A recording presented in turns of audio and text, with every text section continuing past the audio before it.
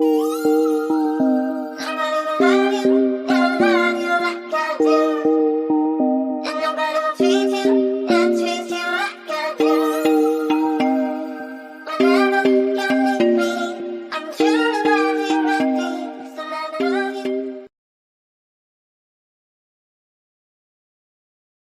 समय पहले एक गांव में एक छतरी वाला रहता था।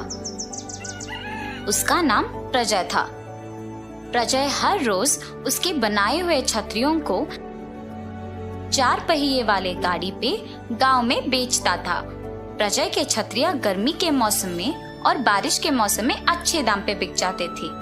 ऐसे प्रजय का व्यापार अच्छा चल रहा था। लेकिन सर्दी के मौसम में व्यापार अच्छा ना चलना प्रजय को चिंतित करता था। चिंता के कारण वो सोच में पड़ गया जब उसे उसके सामने 2 बच्चे, एक कुत्ता और एक बॉल के साथ खेल रहे थे। तब आहा, उस कुत्ते पे लगे धब्बे और उस बॉल के 12 रंगों के जैसे अगर मैं भी छतरियों को बनाने में इनका इस्तेमाल करूं तो ऐसे अपने विचार के अनुसार अलग तरह के छतरियां बनाना शुरू कर देता है।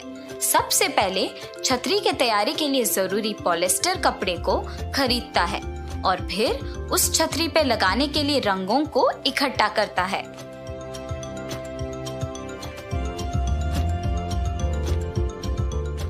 एक एक छतरी को अलग तरह बनाने के लिए अलग अलग रंगों का इस्तेमाल करता है। लगाए हुए रंग मिटे ना, इसके लिए उन्हें भापता है। ऐसे अलग अलग तरह के छतरी बनाता है प्रजय। कुत्ते पे लगे धब्बे का छतरी, इंद्रधनुष के रंगों वाला छतरी, पानी में कूदते हुए डॉल्फिन्स की छतरी, रंगीले फूल की छतरी, हाथी के चित्र के छतरी, विश्व के नक्शा वाला छतरी, पीले बतख के छतरी, ऐसे तरह तरह के छतरी बना के उसे गाड़ी पे गांव में बेचने जाता था।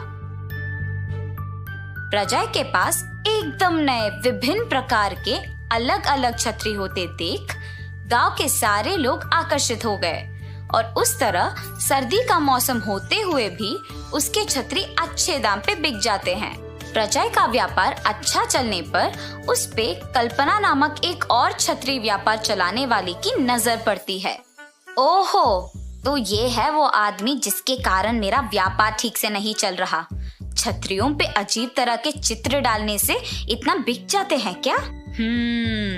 अब बिना किसी देर के इसका काम तमाम करना होगा। ऐसे कल्पना प्रजय के प्रति ईर्ष्या और द्वेष पैदा करने लगी और सोचती है कि उसका व्यापार ठीक चलाने के लिए प्रजय के व्यापार में मुश्किलें खड़ा कर देगी।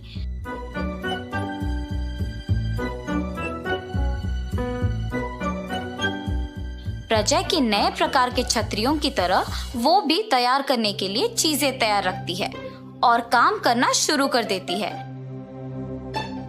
काम में व्यस्त कल्पना को देख उसके पति, अरे कितना देर ऐसे छतरियां बनाते रह जाओगी? तुम तो वैसे भी कह रही थी कि व्यापार अच्छा नहीं चल रहा है, तो फिर इतना कष्ट लेने की क्या जरूरत है? हमारे गांव में प्रजय नामक एक छतरी बनाने वाला है। सर्दी के मौसम में छतरियां बिकती ही नहीं, मगर उसके पास रंग बिरंगे अलग प्रकार के नए छतरी देख सब लोग खरीद रहे हैं। इसीलिए मैं भी उसी प्रकार के छतरियां बना रही हूँ। अच्छा, परंतु तुमने अगर उसके ही जैसे छतरियां बनाई तो इस बात की क्या यकीन है कि लोग तुमसे भी उसी तरह खरीदेंगे? इसीलिए मैंने इसका एक उपाय सोचा है। ऐसे कहकर अपने पति को सब समझाती है। अपने पति के साथ रात को प्रजय के घर जाती है। प्रजय वहां छतरियां बनाना खत्म करके परिवार के साथ भोजन के लिए दूसरे कमरे में जाके बैठता है। ये देख छतरियों को रखे हुए कमरे में खिड़की के लोहे के छाड़ों को खींच के अपने पति को अंदर भेजती है। उसके पति अंदर जाके छतरियां सारे एक एक करके बाहर रुकी कल्पना को दे देता है और वहां की सारे छतरियां गायब कर देते हैं। प्रजय जब अगले दिन हर रोज की तरह अपनी छतरियों को बेचने लेने उस कमरे में जाता है, तो वहाँ एक भी छतरी ना दिखाई देने पर चिंतित हो जाता है और तुरंत सारा घर ढूंढने लग जाता है। पायल, पायल, कहाँ हो तुम? इस कमरे में एक भी छतरी नहीं दिखाई दे रही है, सब गायब हो गए। तुमने देखा है? जल्दी इधर आओ। ऐसे घर में सबको चिंता में डाल देता है। दूसरी ओर प्रजय के घर से लाए हुए छतरी सारा कल्पना ने उसके घर के पिछवाड़े में छुपा लिया। अब तो इनको ऐसे छुपा लिया ठीक है, पर वो और भी ऐसे छतरी बनाकर बेच सकता है ना, तब तुम क्या करोगी? ये सारे छतरी बनाने के लिए उसे कम से कम 4 दिन तो लग ही जाएंगे, और ये 4 दिन बस है मुझे अपने छतरी बेचने में, ऐसे कहती है। कल्पना की बेटी घर के पिछवाड़े में खेलते खेलते रंग बिरंगे इन छतरियों के चित्र की ओर आकर्षित होती है और उसमें से एक छतरी निकाल के खेलते खेलते घर के बाहर के गली में चली जाती है।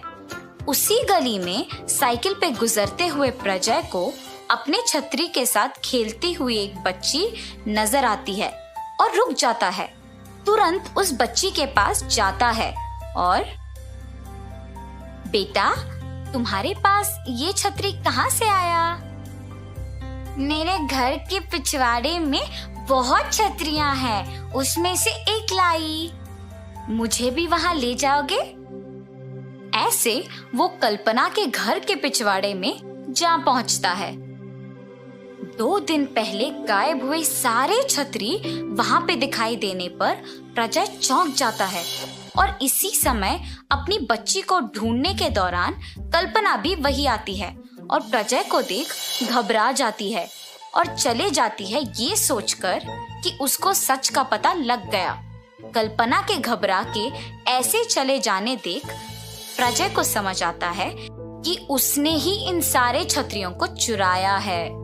सच पता लगने पर प्रजय दुखी होता है और सोचता है कि छतरियों पे चित्र के अलावा कुछ और भी कर सकते हैं और इसीलिए नए प्रकार के छतरी बनाने का निश्चय करता है।